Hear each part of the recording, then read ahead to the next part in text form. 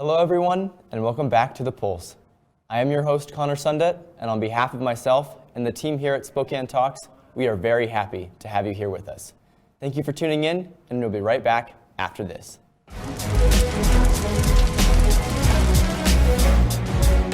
This is Looms Day in Spokane. We got about 40 firefighters and their friends and family handing out 40,000 cups of water as the day goes by. It's a very good opportunity to see the public and support them and help them out and cheer them on during Blooms Day. It's one of the best things about Spokane is that we have these major events and the whole community comes together not just to participate, but to volunteer and show that they really care about our city and making our city look great. This type of an event really is emblematic of Spokane because so many people get involved. We have 50,000 people probably running this race. Always has been a very huge event. Right now we're at the corner of Broadway and Nettleton. It's the last water station before the finish, so people are pretty much dehydrated by the time they get to us. They really need our water. The water stations are a vital part, especially on warm days like today. It's real important that we have the volunteers to help with that. Without the volunteers, Blooms Day wouldn't exist. All up and down the course, there are people that are involved in this celebration. It really is a celebration of what Spokane's all about.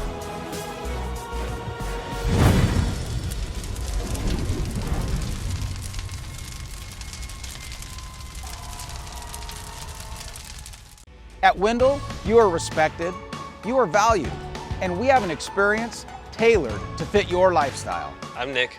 And I'm Gina. And we bought 3 cars from Wendle Motors. Throughout the day, I just kind of would get updates, texts, phone calls, and I was actually really impressed with how my wife was taken care of. People should shop at Wendle because they make you feel like family. For your tailored experience, come see us at Wendle at the Y or Wendle.com. What happens when you pay your ABC membership? We're glad you asked. We educate the future workforce. We keep you safe. Negotiate the best insurance rates. Organize networking events. Implement 401k programs. To keep our members open shop. Offer discounts to make you profitable. Each path to success is different. But they all start and go through ABC. We are ABC, Associated Builders and Contractors of the Inland Pacific. Where all the best builders and contractors locally unite. When building a home or considering a major remodel, who are you going to choose? The Spokane Home Builders Association is an organization that works to elevate professionalism in the residential construction industry. We promote, protect, and educate for our community, building our community one home at a time. We are the Spokane Home Builders Association.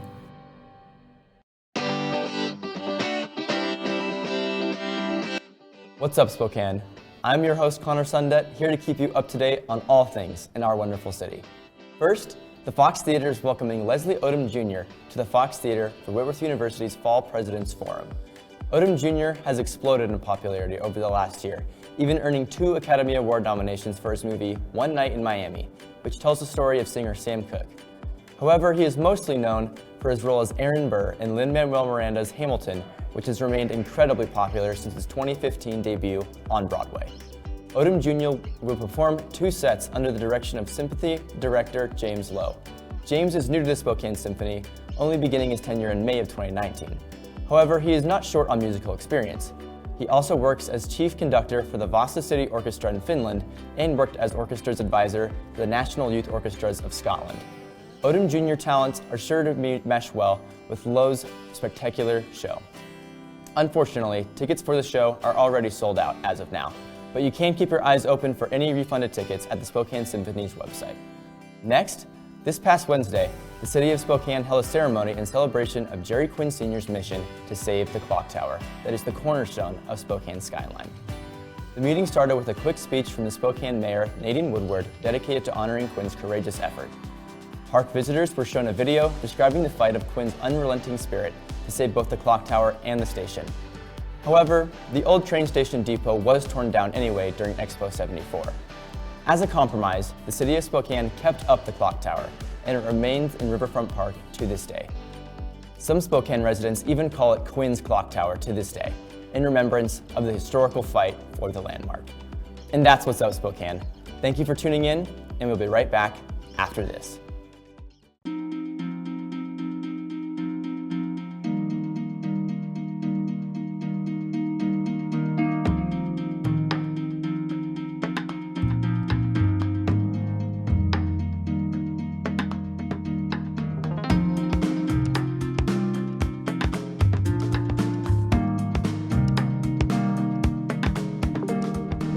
us today to learn how PowerView automation makes everyday living effortless. Why are housing prices going up so fast in the Spokane area? Hello, I'm Darren Watkins with the Spokane Association of Realtors. It's a simple case of supply and demand. Since 2010, we have seen the number of available homes on the market fall dramatically, from 2,348 in January of 2010 to only 164 per month in 2021. That's a 94% reduction in our housing supply. The result? Housing prices began to climb rapidly in 2015, with a median home price in Spokane County of $179,000. That same home today would cost you $380,000. That is, if you can even find a home to buy. For the last, I'd say at least 10 to 15 years, I think we've been underbuilding. We've seen this crisis coming, and nothing's being done to fix it. There are no homes to purchase. When there is a home that comes up that buyers like, you're up against 20 plus other buyers who are making an offer on the same house. Adding to the crisis, thousands of families are fleeing major West Coast cities such as Seattle, Portland, and Los Angeles. Among the top destinations, Spokane, Washington. When you talk about an out-of-town buyer, they've sold that home in a coastal market, let's say, a Seattle, Portland, San Francisco, LA, take your pick, for $1.5 million, and they come to Spokane and can replace that thing and be in a nicer home for $500,000. When there are 20 plus offers on a property that they feel like they don't have a chance. So now they're having to look at homes far lower than they're even qualified for, because they have to compete with cash deals or something that goes so much further over the list price, and it's extremely defeating for clients. The answer is clear. We need more homes immediately, especially for entry-level workforce housing. Every day that we wait, those costs are just going to keep going up and up. First, listen to Sue Lani's conversation with Chud Wendle from Forthright. Check it out. Welcome to Forthright, and I'm sitting down today with Chud Wendle, who is Executive Director for the Hutton Settlement. And there's an interesting story for how he got involved with commercial property downtown and starting the Spokane Commercial Property Council. So welcome, Chud. Thanks, Lani. And yeah, it's sort of a unique path how I got here. Our founder of the Hutton Settlement, Levi Hutton, when he founded the settlement, he set up the operations to care for the children, the orphans, but with an endowment of commercial real estate. And so for 102 years, commercial real estate rental income has actually funded the operation. So today, about 90% of our $2 million budget's coming from commercial property rent. And during 2020, so my job primarily is managing the commercial real estate. And during 2020, we just saw some increased expenses in property management. And it mainly came down to some homeless transient type mitigation expenses like increased security because of some loitering, graffiti removal, garbage removal, actually, vandalism to the property. And so through that, got talking to some other property owners that were in the same boat. And I had reached out to the elected officials who I thought, maybe would want to help or hear or do something about it. And there wasn't much response back. And from the other property owners, we're hearing the same thing. And so we felt if there was a handful of us that got together with a unified voice and just shared with the city to see what can we do together, not to put it on them, but what can we do together. And so one thing led to another, and here comes the Spokane Commercial Property Council. And operating like one of the other neighborhood councils. Exactly. And so that was modeled, and it actually came, our neighborhood resource officer, Tim Schwerin, is the one that came up with the concept. And he said, you know what, for you to be closest to the city, the elected officials, why don't you establish a council? Even though commercial property is scattered throughout the city of Spokane, they're not really represented in the neighborhood councils. So what if you form a commercial property council? And so we met with Council President Beggs back in February, I believe, and there was about 25 of us at the time. February of 2020. 2021. 2021, Yep. Okay. And we met with them at the time and just presented what we're going through and the issues. And a lot of them were the same, whether you're downtown, north side, east central. We were just seeing a lot of the same situations. And our one ask of the council president was, would you recognize us as a commercial property council? And he said, yes, we would. And so from that point forward, we moved together with the police department. And then we had a dedicated administration from the city administration. And we had two council people, Council Member Wilkerson and Council Member Cathcart at the time, and then also Commissioner Kearns that participated. So once a month this whole year, we've convened. And really our mission is not necessarily just to say we got problems. It's how do we solve the problems? And that comes through education and understanding this homelessness ecosystem of what's out there. And I think a lot of us think, you drive through Brown Street Viaduct and you have the answer, like, just ship them out. Well, it's not that easy.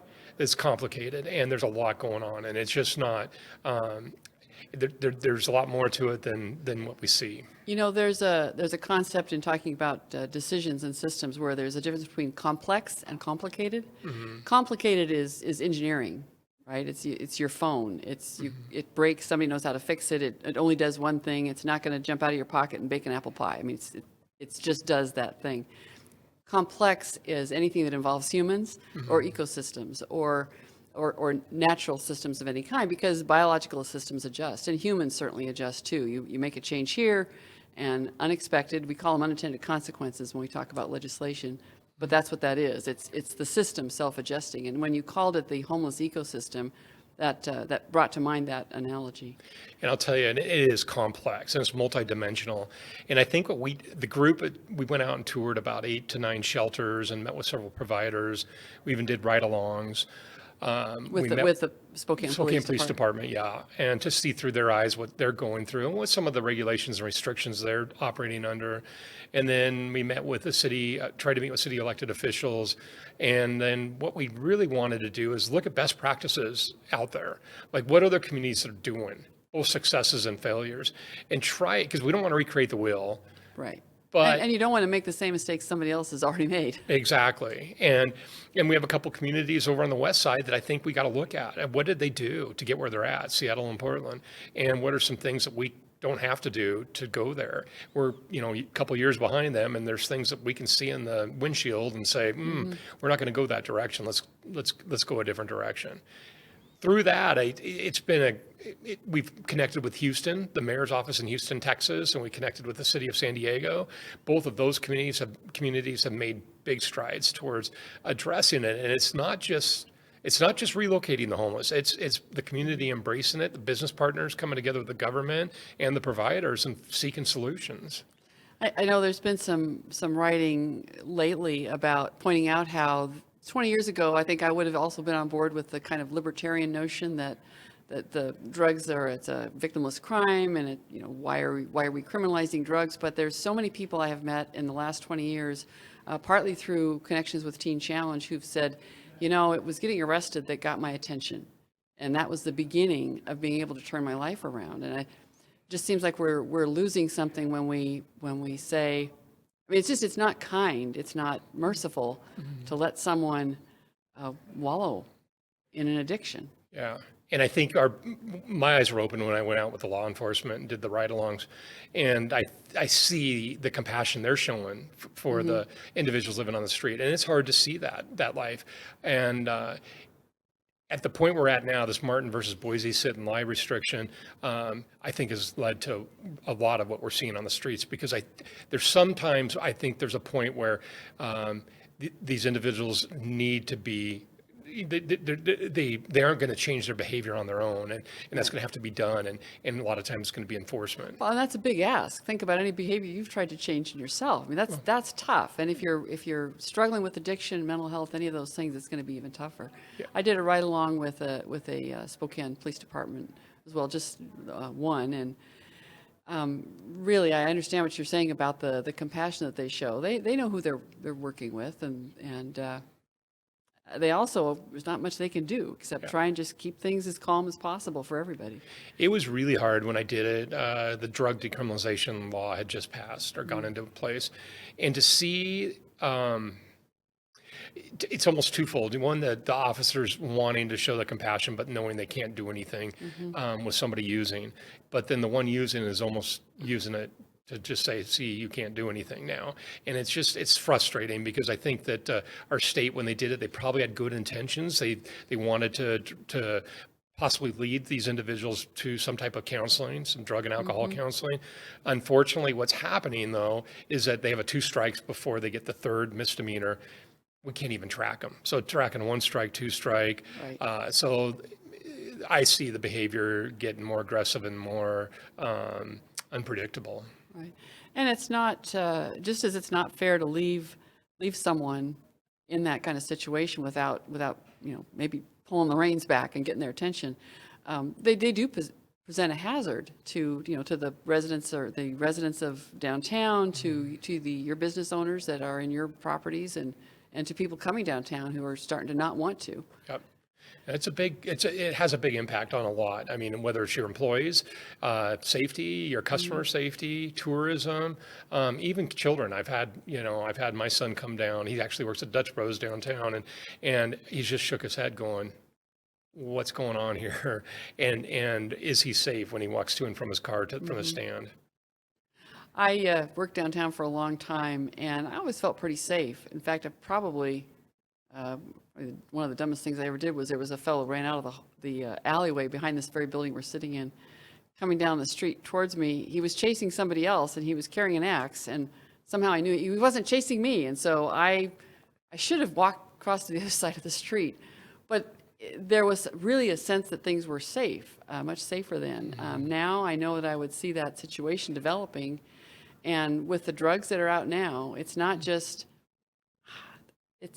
somebody who's been drinking too much Mad Dog all day, and it's some of the drugs are creating drug-induced schizophrenia, drug-induced mental health problems. And it can be much more violent and unpredictable. It is. And when you go to a community like Boise, Idaho, and you go out at night, there's a whole different sense of safety there where you feel safe. You can go from restaurant to restaurant, do any kind of entertainment at night, and you don't feel like you have to look over your shoulder there. Here it's a different, whether it's daylight or nighttime, there's just a sense of, am I going to be okay? Yeah, so there are some solutions that you have found, you and your group, as you've been looking around. What are a couple of good, positive things we could end on here?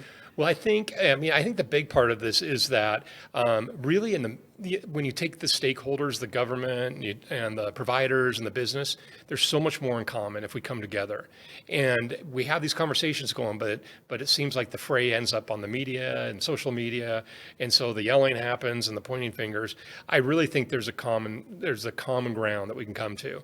Some of the things we're doing is the private sector stepping up. We're coming together with funding to start addressing it. And it's not just to go say this is bad. It's to find solutions, fund solutions. We're modeling it after a San Diego foundation called the Lucky Duck Foundation. And it's in motion right now as we go. But some things that we need to do is track the data.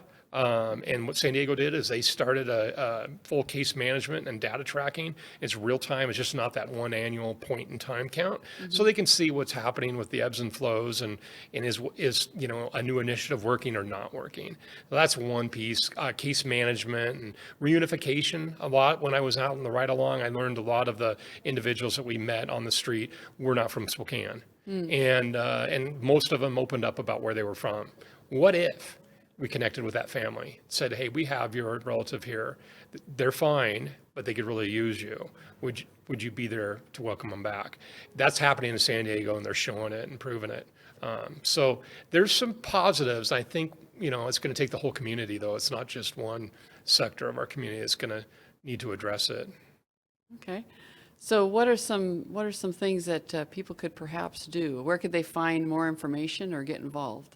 Well, I think our group is now, it's a little over 800 on Facebook, and it's a group page called Spokane Business and Commercial Property Council. That's where a lot of information is.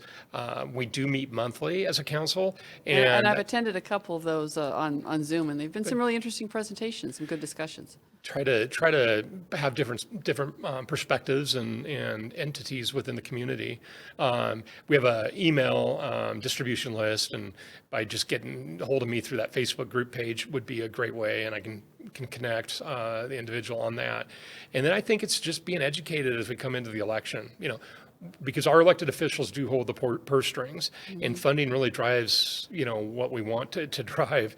And so I think there's some accountability that we need to make sure that our elected officials are serving and spending our money wisely. And as we look to this election coming up, I think it's critical that we look at it with the lens of, public safety and what's the plan to move forward. Our mission is to be the safest and cleanest city in the U.S. And if we look at it through that lens, I think you can really just figure out quickly on, who's going to represent what entity and how are we going to try to solve becoming the cleanest and safest city. I think one thing we sometimes overlook, that when we talk about public safety, it's not just for, say, the well-dressed person on the sidewalk who's trying to get to work, but it's also for that person who's found themselves down and out. Exactly. Safety for everybody. It is, and we got to look at it through all eyes. And when we do, and an individual's living on the street, and their safety at night is jeopardized, we got to do better as a community. Yeah. Well, I appreciate you coming in for this conversation, Chud, and it'll be interesting to see how things play out in this year's elections. All right. Thanks, Lani. The economy is getting stronger, banks are lending again, and interest rates are at historic lows. Now is a great time to buy your dream home. The caring and knowledgeable professionals at Homes for You have been helping people just like you for over 20 years. They take the time to listen to what you want and will help you find just the right home in Washington or Idaho. Real estate is what we do at Homes for You, 928-5782, or visit online at homes4uspokane.com. Hi, at River Ridge Hardware on the corner of Garland and Driscoll, 2803 West Garland, with a wheelbarrow full of deals. I have antifreeze for all your summer toys. Keep them running for next year, $3.99. I got rakes for all those leaves that are coming down, $7.97. And from plastic to the metal rakes, same price, $7.97. I have 2 different shovels to pick from, both $7.97. Come on down, get those shovels now while they last.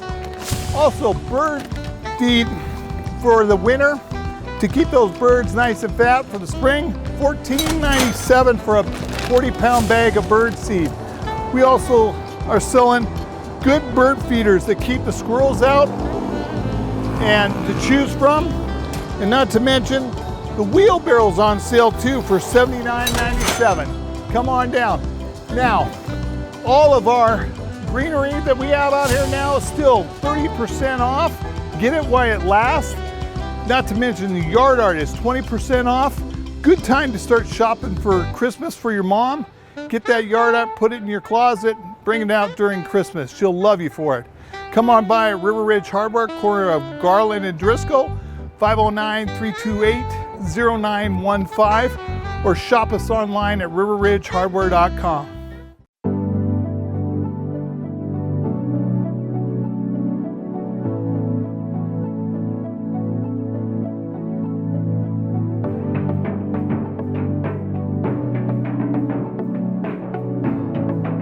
The world has changed a lot in 50 years, and Kimley Haygood has changed with it. We still provide our customers with the highest level of service, whether it's financing, construction management, property management and maintenance, leasing, or sales. Our team is here to help you make the best decisions with your real estate.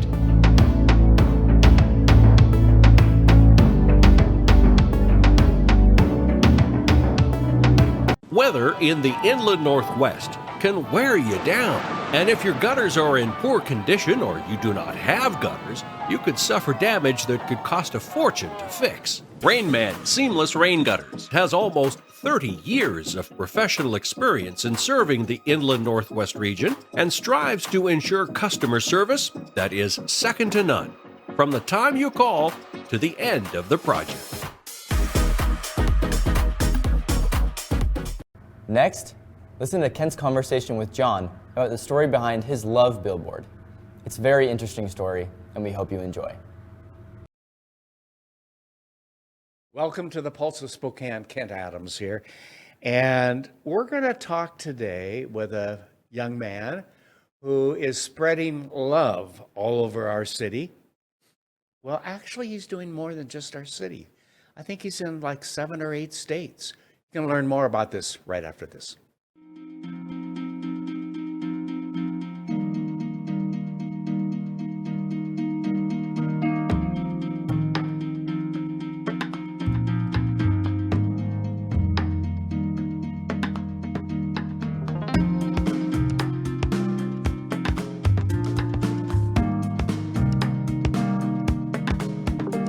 Contact us today to learn how PowerView automation makes everyday living effortless. Well, I have my new best buddy here because look at the sign next to you. It says love, right? Yeah, it says love. All right. Such a simple word, but it means so much, doesn't it? Yeah, it means so on much. so many levels. It means so much to so many different people, yeah, and on so many different levels, like you said. Right. It's John Pogashar. Okay, easy for you to say. You've been doing it for a few years. Yeah. Right. John, how did this start? Where did this wild and crazy idea come from? Ken, it's just like, it started a long time ago, probably right before Hillary and Trump were at each other's throats, a year before the election. Yeah. And I just hollered out into my kitchen, where is all the love in the world? Yes. Only to find it had to start with myself before I could go, where is it out in the world? It had to start with me. So I started going to different meditation retreats. Okay. I started going to different transformational groups. I got involved with a gentleman named Kyle Cease, who has really mentored me a lot about this, about the inner child work, Yes. about finding love for myself and going, this is the place where it's got to start. Because if your cup's empty, you cannot go looking for somebody to fill it up. Exactly. You have to fill it up yourself. Sometimes we forget that, though, don't we? Ooh, yeah. We forget the obvious, which is literally right in front of us. It's us. Yeah. Yeah. Well, we look for it in a spouse. Maybe she can make me happy. Yes. Or maybe he makes me happy. Or the new car. The or new the car, whatever it might the be. The new house, keeping Yes. up with the Joneses. Maybe if I can just keep up with them, then I'll be fulfilled. Yeah. It's got to start with But yourself. that's not the place, is it? Where is the place? Right here, right in your own heart. Yeah. I can just feel it. I get chills just think about it. It's Yeah. got to start here. Yeah. Because if it doesn't start here, then, everything else is empty. Everything else. And I've been through that idea of like, I got to find it in somebody else or something. And Yes. it's so you get to that point, it goes, is this all there is? Yeah. So, yeah. To kind of carry that a little bit, I think about, we have a homeless issue in Spokane here, as you know, and it used to be that I would drive by and I would be thinking to myself, those poor people, why are they, I'm not going to give them money, or I'm going to give them money and all of that. And then I started really remembering that they are live people too. Yeah. And God's they children. want love. They want all of that. It really turned me from, people politically say, oh, you're conservative, so you don't care about people. No, that's not the case at all. I don't want to make them dependent. I want them to have some freedom and so forth. And you started out with a big poster sign, billboard, I guess is what we should call them, here in Spokane. And that was how long ago? 3 years ago. Okay. That was 3 years. It'll be 3 years ago. November 5th is when the first, number 5th is when the first one went up. Ah, okay. But it was like a month and a half that I sat on the idea because there's a lot of fear in myself. Who are you to put up an idea like that? Yes. Who are you to go jump out and do something like that? Yeah. And did you know you'd start to get the media to follow you and ask questions? I knew they would if I would just get started. Yes. So, yeah. Did that worry you at all? No, because it was all of a sudden once I put the idea together, once I put it out there, Yes. then it was like there was an excitement and there was some, I wouldn't say there's some expectation, but it was like, this is happening. I can Yes. feel the ball rolling. I can feel No it. one thought you were crazy. No. Or at least they didn't tell you. Yeah, the group of people that I was surrounded at that time in my coaching group, they loved the idea. Good. Yeah. Good. Yeah. It's grown since that one billboard, hasn't Yep. it? Mhm. Where is it now? 14 states, across the United States, and then in 5 different countries. Oh, really? Yeah. Russia was our first international Are country. you kidding me? Which blew me away because Yes. I thought that our friends to the north were going to be there, but Russia stepped up. And a young lady, 19 years old, said, I want to do this in Russia. Wow. So, yeah. Wow. So it was amazing. Yeah. So do you get calls all the time? I get calls, it's like very organically, just call me, or I go, where is this going today? And all of a sudden somebody calls me, and it's like just asking the universe to show up and help me, tell me which way to go with this. Yeah. So, What have you learned first about you in this process? first about me is that my ideas are valuable, Okay. and that Good. I shouldn't sit on my idea. When I get an intuition, something like that, go do it. Go play with it. I'm writing a children's book, so it's like, go do it. That's a lesson for people out there that are watching too, right? Yes, yes. Yes. And now we're doing a film on Love on Every Billboard. I We've love got a it. film. I So love it's it. like, Yeah. And you've been starting to hit the media circus right now, haven't you? oh, yes. Yeah. I mean, not only this show, but, we've been on the Today Show, and we had a little cameo appearance in the Jason Mraz video that came out, Love is Still the Answer. So Great. there's just been all sorts of different things. And now the Chicago Tribune just did a story on me last week. So Yeah. So you're becoming famous. we'll see. I have the feeling it's more about the sign and what it means. What do you hope it means in terms of, I'm going to take a wild guess, that you hope there's some change out there as a result of I would this, hope right? there'd be some change out there, Yeah. but it's up for everybody to take that into their heart, Yeah. and internalize that. Go, what does it mean for me? Yeah. And I've had people go from pulling over and stopping the car and crying, to calling me up and said, well, you should be taking your money and putting it into homeless shelters and stuff like that. And I go, you know what? If it makes you stop and think where you want to put your money, Yes. then go do it. Yes. And it's done its job. Yes, So, yeah. yes. So amazing. Because that can be interpreted so many different ways. Yep. And how I can express love may be with my family, it may be with my neighbors, it may be with my grandkids, or it may be in the community. There are just so many opportunities. That word covers it all, though. Yep. It really does. Yeah. I love it. I mean, it's just, and this is like, and it's maybe they bring it home to to themselves and Yes. say, I need to love myself more. Yeah. you Or know, their own family. Yeah, or their I own mean, family, people at work, the person that cuts them off on driving down the freeway. It's like, send you love Yeah. because maybe you're in a hurry for some reason. I don't know. We've gone through quite a year and a half with the pandemic. Yeah. In a number of ways. It's cut us off. It's cut us off from our family. It's cut us off from our work family. It's cut us off from so many different things, events and things that are important in life, including weddings and funerals and you name it out there. How can we take this love and help us all make things better? I just still think it's got to start with yourself. You have to internalize. I mean, this is a sign, you Yes. know, but if you can internalize the word and bring it in Yes. and just bring God into your life, source, universe, I've called it all sorts of different things Yes. now, rather than just when I was growing up, it was God, you know, and Yeah, Jesus. yeah, yeah. So, but just internalize that because we all have him inside of us. And Yes. so like move like you do have him inside of us. Call people up if you're, you know, if you've been alone, you know, throughout the pandemic. It's, you know, we've got Zoom. We can jump on stuff like that. So Yes.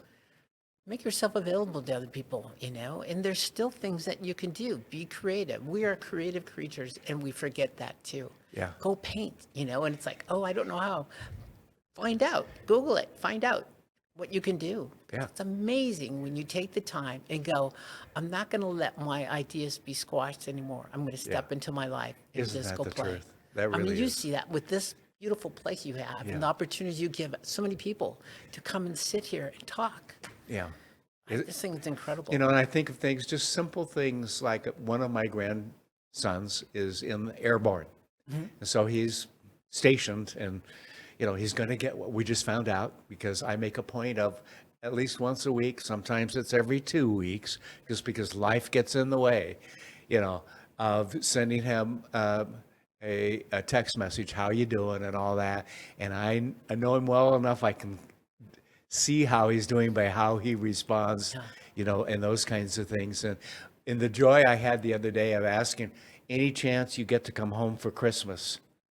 And when I saw that big yes, it gave me joy too, to know that he'll be here for 18 months, 18 weeks, 18 days. 18 days. Yeah, Nice. and so forth. So after a couple of years of not really seeing him because of all the reasons that we have with business and everything else, maybe we'll actually have all of our family together. That'll be awesome. That's love. Yeah. Okay? Yeah. Yeah, and that's how And we... then spend that time and get off the Yeah. phones and just spend the time in conversation like we're Yes. doing right now. Yes. Stay in the moment. Yeah. Yeah. Yeah. I try to make a point to keep in touch with several people that are my age and older, and younger people who are going through their first year of college. Sure. The challenges that they're having and so forth, including one of my other grandchildren and so forth. And I think it's just, yeah, there are so many ways to make that word, 4 letters, so important in our lives.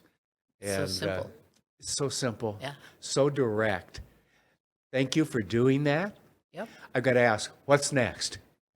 The Love documentary film, okay. thelovefilm.com. Okay. So, yeah, that's what's when will next. that come out? Tomorrow? No, we're in production and you know, right now. You're doing some of it now. We're doing some of it right now. Yeah, We're filming. And so, that's really cool. Yeah. And it's so new that I don't know if I have the title right that I'm going to send you to, but you know, Oh, with Dave, Love you'll Film- change the title Love 3 Film- times. Lovefilm.com. Yeah. Lovebillboardsfilm.com. Okay. Oh my gosh. Yeah.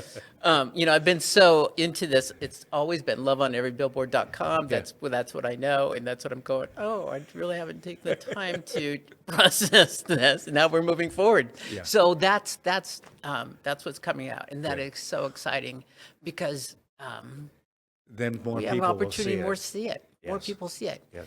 And we'll have an opportunity to get more billboards. Yes. Those will go up. What I love about this is that it's not just the billboards, it's to remind us about love and how can we take that and put it into action. Yeah. It could be a billboard.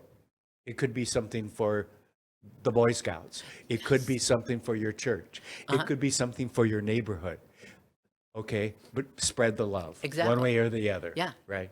And it was just, I put it on the billboard because it was just so big. And it was Yeah. just like, hopefully people get the idea. You Yeah. know, I always think, you know, the Beatles had it right all the time. They wrote all those beautiful love songs. Yes, You know, yes. it's like, just put it out there and just let people take it and internalize it however they want to. Like you said, I love my grandparents. I love my grandchildren. Yeah. I love my teachers for bringing Yeah. so this rich knowledge. So And we need a lot more of that right Yeah. now. John, thank you. Thank you. For the inspiration. Thank you for starting it here in Spokane, Washington. It's been like so many fantastic. things that we've done here in Spokane that have gone around the world. You're doing that. Yeah. And so this little old Spokane that some of us didn't know about till 40 or 50 years ago, and it's now our town. So thank you It's for beautiful. doing that. Yeah, thank you for having me on here. It's so wonderful. Yeah. I just wanted to give you one of my cards. I will, absolutely. And is there a website? Yes. Okay, or Facebook? Okay, you go on Facebook, you can go on to loveoneverybillboard.com, or we can do lovebillboards.com is for the film. Okay. And so okay. you can go on there, you can donate money to it, and and stories. If you've been in Spokane and want to, tell us your story when you saw that billboard, what it means to you, I would love to hear. Well, that. while you're giving that out, my tech guy is putting it on the page so people will see it. Great. And so hopefully they'll follow through and communicate with you. Yeah. Thank you again for coming. Thank you. Thank you so much. Appreciate it. You have a good day. Have some love.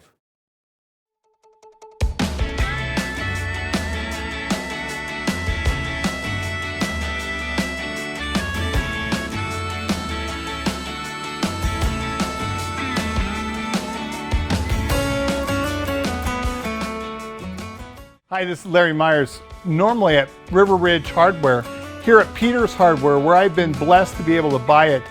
Initially started in 1934 by Bill Peters, and I was blessed to be able to purchase that from the Peters family. Peters Hardware is located at 12118 East Sprague, enter off of Pines and First. We have all the quality home products that you need, including quality paint now where we can match any color that you want. We're here for you for all your home needs. Come on by to Peters Hardware in Spokane Valley.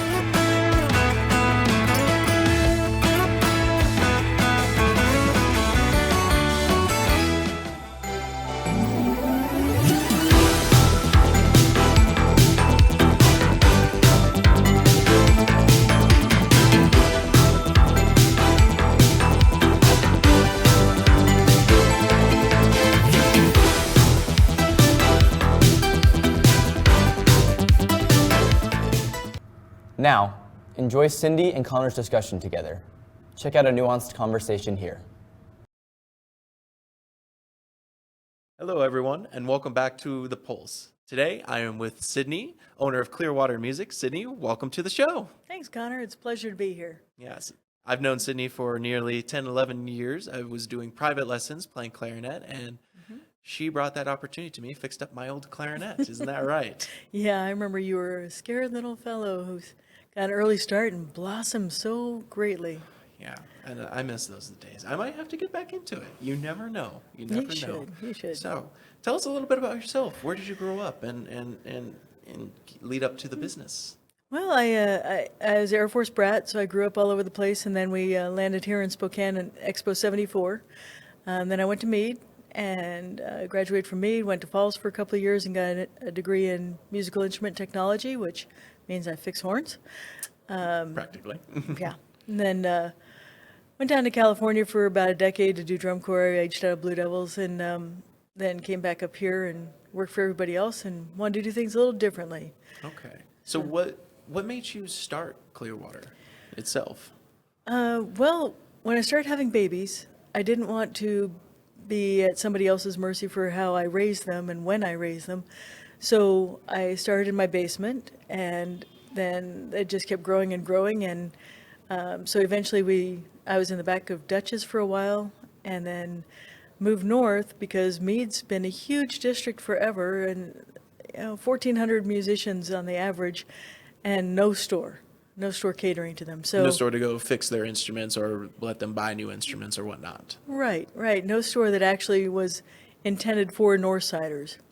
And since that's where I grew up, the other guys are great, but I wanted to do things a little differently, focus on the music and the children, and making sure that everybody in this county has accessibility to music. Right, and affordability too. Right. I mean, for example, for Absolutely. me, growing up in a lower middle income family, when I started playing the clarinet, they had zero idea where to go. They had zero idea of direction.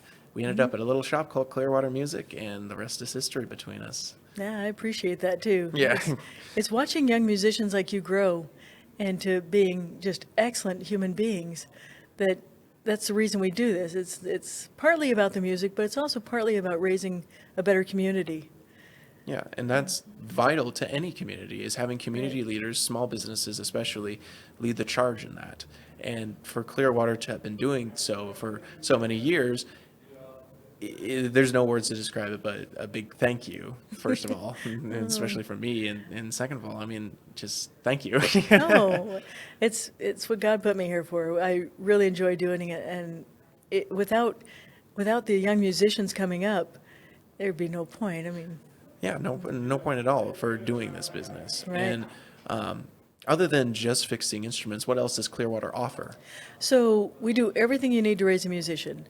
So we're professionals and experts at different instruments. I have different staff members who are better at different things. Because that's redundant. But so, like, I'm passionate about brass. I know everything you want to know pretty much about a brass instrument. And so when a kid comes in not knowing what they want to play or how to get about it, I can kind of feel them out and see what they're meant to play, because if you try to force a kid into the wrong instrument, it's not going to be very successful.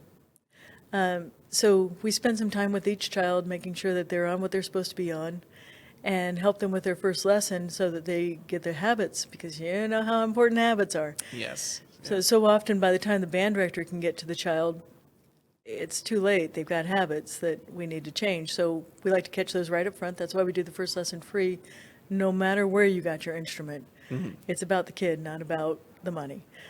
Exactly. So And that's one of the things that you offer to the community too, flexibility. Right. And that's important to any musician Thank you. because, some families are not going to be as wealthy as others. And for you to offer that flexibility is vital for their education. And we've worked with a number of the nonprofits, Music Innovates, New Hope. Right now we're trying to figure out how to work with Future Song, which is an excellent organization enabling music throughout the community. And then we've got Rachel's Imagine Jazz that's taken off, and how she gives jazz to the kids. It's like, I grew up on jazz. I love jazz. I'm so glad she's doing that. Yeah, me too. Spokane's such a wonderful place. Oh yeah, and we had her on recently too. Yeah. Imagine Jazz has upcoming events too, and you can check them out at their website, imaginejazz.com. And obviously Clearwater has his own Facebook page and all that. And you guys are located up Division near the new DMV, correct? Correct, yes. There's Baskin Robbins, Pool World, DMV, and us. Gotcha. Very cool. So is there any upcoming events that Clearwater is doing or being a part of? Well, we're just being supportive right now and trying to see what people need. We've got new teachers coming on, and we're going to add, we need a different, there's a section of the community that's not being served, which would be with the sonic energy instruments, singing bowls and chimes and tuning forks and so forth, that because the reason that we love music so much is it speaks to our soul, and we're meant to have music in our lives, and there's a wide variety of that. So we're searching for what Spokaneites want that's not being served, and serving that as well. Of course. Well, awesome. And like you were probably saying before, Clearwater offers private lessons too, in addition to the other services and stuff that they offer. That's how I started, was through a private lesson with Rachel, and grew to be one of the best clarinetists in Spokane. And now I'm more focused on my personal career in economics at Eastern, and I want to pick up maybe clarinet again here shortly. And I think Clearwater would be a good place to start to fix up my clarinet. So, we connect to all the different groups to play in as well. So you do? Yeah, Spokane is a great place to play for free. It'd be nice if we started to support musicians a little better, but as far as being an adult musician, there are so many nonprofit groups to play in that are just great fun. That's great. And I think the more that people are aware, the more that they'll realize that there's opportunities out there for them, especially the young musicians out there that want to, do what they want to do. So. And one of the things that's coming up a lot lately is a lot of the people are looking for an alternative to public school opportunities, and that brings us to the homeschool opportunities. And there is a homeschool band and orchestra that you don't have to be homeschooled to be in it, as long as you can get to the rehearsals. There's a number of charter schools coming up with music programs. So we're working with all of those to enable everybody to still participate in music regardless of what educational path they choose. And then some kids too, they're in the public schools, but they're taking so many classes they don't have time for music. And so they take private lessons. Right, and then they can play in these auxiliary groups as well. So we try to make sure that everybody can find the opportunities to play, because if you're meant to be a musician and you're not playing, it's not You're not good living for up to you. your full potential either. I mean, likewise with me. I mean, I've stopped playing clarinet for 2 years because I was busy with my life. My life got chaotic with school and work and all these other different factors. And now I'm getting to a point where I'm like, okay, I have some free time now. What do I want to do with it? I want to play music again. And it's so enjoyable. When I first picked up the clarinet again a couple of weeks ago, and I was so happy. That's great. Just to do it again, You might think about teaching too. Oh, well, there's maybe that potential too out there. Yeah. And I do have some experience with music and music theory, so. Yes. A good opportunity for our younger listeners out there to get those education opportunities. Right. So maybe I might have to do it. Is there any final comments you'd like to make? No, just, Spokane's a great place to be a musician, and whatever it takes to help facilitate musicians, that's what we do. We have gotten a little bit into the guitar stuff, but we're really leaving that to the fellows who are passionate about it. We've got a little bit of percussion, but again, there are other people who are more passionate about that. So we're brass and woodwinds and orchestra instruments, and that's what we're passionate about, and raising musicians. We've got the widest selection of print music within about a 200-mile radius now. Wow. Piano books and guitar books and whatever it takes to raise musicians, that's what we're doing. Okay, awesome. Well, if you haven't already and you're a local musician looking for opportunities, go to Clearwater Music. It's on Facebook. They have their own website, right? Yep. And then they're also located up in North Division. You can Google it and go and see it. So, Cindy, thank you so much for coming on today. Thank you, Connor. Of I really course. appreciate it. Yes, of course. And thank you for listening in. Have a wonderful day. Starting a digging project? Before you reach for the shovel, you must click callbeforeyoudig.org, alerting your local utility companies to come out and mark any lines they have near your dig site. Protect our buried utilities and click callbeforeyoudig.org. Hi, I'm Rod Higgins. Public safety is the first responsibility of your city council. In these troubled times, our police are vitally important, and I'll work hard to enable our police force to keep you and your community safe. Paid for by the committee to re-elect Rod Higgins.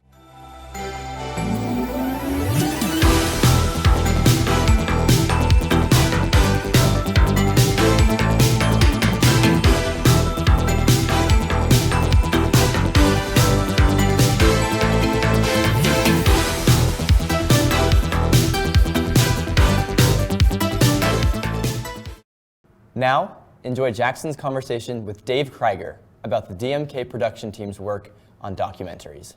Check it out. Hi, welcome to Spokane Talks. This is The Pulse. We've got a good one today. We're joined by Dave Krieger, and we will be right back after this. I was homeless, cow chopping, dealing drugs.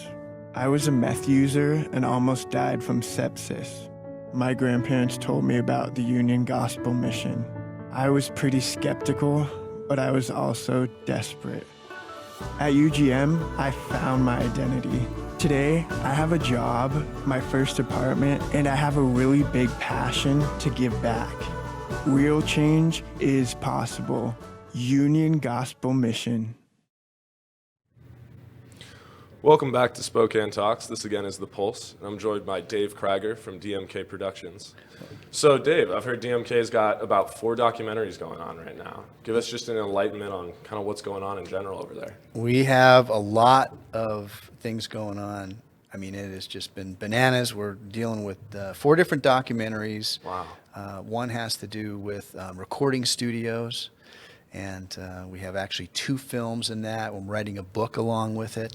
Wow. Yeah, and so we've got, that's book number 3, and then book number 4 is coming in 2022, and then we've got a documentary that's on race car driving here in the Northwest, and this is that guy right here. It's called Pro 3, and it's a film that's about drivers from up here in the Northwest, British Columbia, Washington, and Oregon, that drive BMWs from the mid-'80s to very early '90s, and they drive on a circuit up here between Spokane and Puget Sound and Portland, and so we've been filming on that and working on that since right before COVID. That's been a really exciting project. Wow, that is fantastic. So is it safe to say this is your favorite of the 4?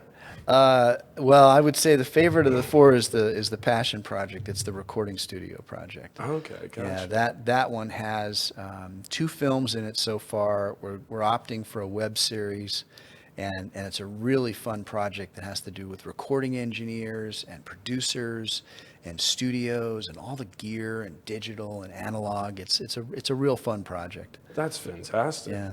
So where do you guys get the ideas for these originally? Do people come to you? Do you go to them? Or did you go to a BMW race one day and say, that's it? Well, funny enough, this particular project, the Pro 3 car film, was it came out of a conversation that I had with Jim Sissel, who's an international voiceover talent and narrator.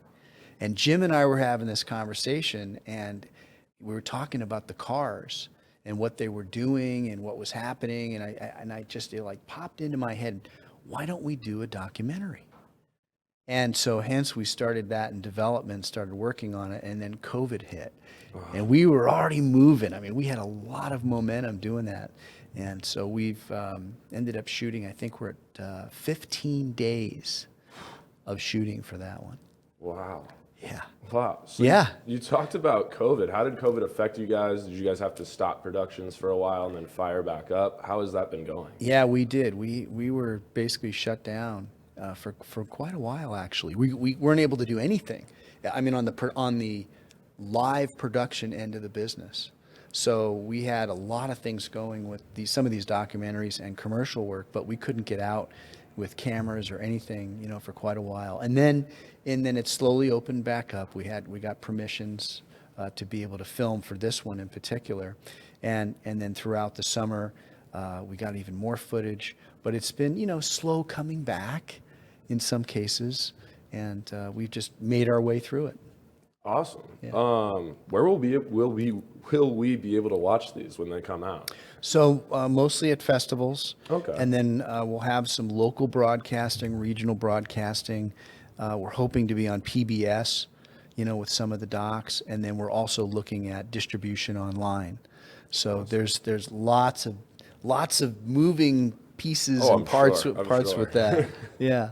But the most exciting of all these documentaries is really the Love on Every Billboard. We call it the Love Billboards film. Okay. And this is the story about a gentleman named John Pogasher that he simply was looking at different things in his life and nature and what was happening in the world, and came up with this idea of putting love on a billboard. And that was 3 years ago right now. And since then, they've gone from here in Spokane, when we first filmed them, putting up the first couple of billboards, to 14 states, 5 countries, and a lot of momentum.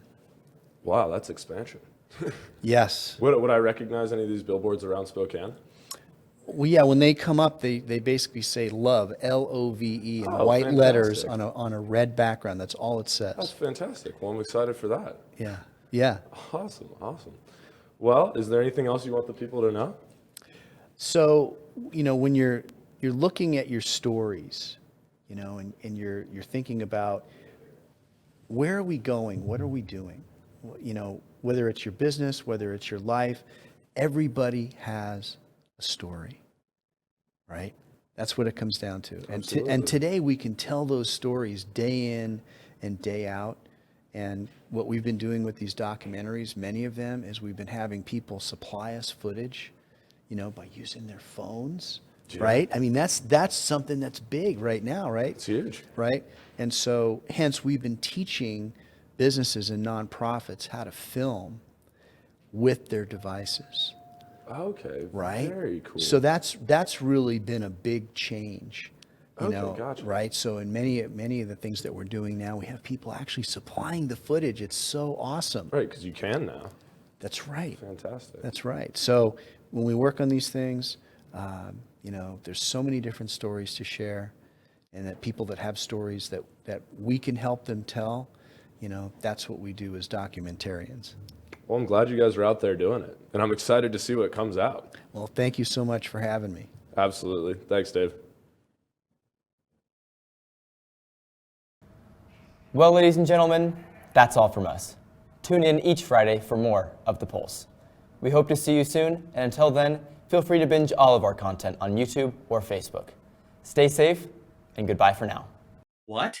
You haven't been to the library lately? Stop in today and see that the library is more than books. Spokane County Library District facilities feature on-site technology, including Wi-Fi, computers, and printers, as well as free use of meeting rooms. The Library District offers events and programs for all ages, from story times to career development and employer classes to Social Security workshops. Our staff is well trained and happy to help. Find out more about your library at scld.org. I was selling drugs. I was in and out of prisons. I didn't know how to read or write. I couldn't even read the sign at UGM that said, "Hope starts here." Union Gospel Mission taught me to trust people. I have a job. I'm learning to read. I never thought that I would find a community that would support me like UGM does. I am so grateful to God. Real change is possible. Union Gospel Mission. Starting a digging project? Before you reach for the shovel, you must click callbeforeyoudig.org, alerting your local utility companies to come out and mark any lines they have near your dig site. Protect our buried utilities and click callbeforeyoudig.org.